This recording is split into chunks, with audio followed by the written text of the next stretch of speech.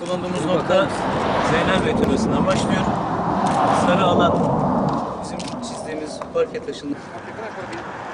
ماذا بك؟ هنا.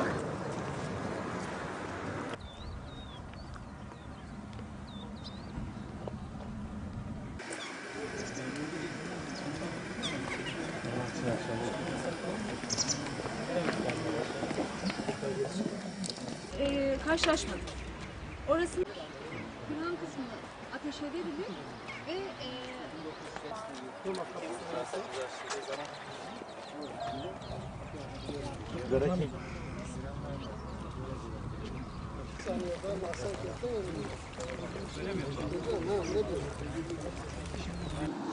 Yılbaşından beri süre gelen İl Kültür Müdürlüğümüz ve İl Müze Müdürlüğümüzle birlikte Sayın Valimizin önderliğinde ve destekleriyle bir yeni gezi güzergahı belirledik Hasankeyf'te.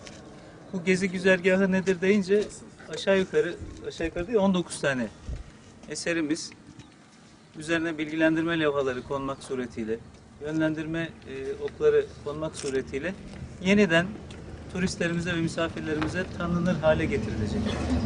Bunların bu gezi güzergahımız Zeynelbey Türbesi'nden başlıyor. Dicle Nehri kıyısındaki Mardinike Külliyesi'ne kadar devam ediyor. Yaklaşık yürüme süresi olarak 1 saat süren bir mesafedir, bir rotadır.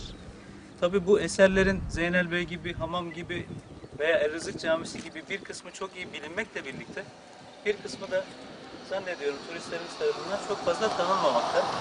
Hem bu çok kıymetli eserlerin daha fazla tanınır hale getirmesini amaçladık.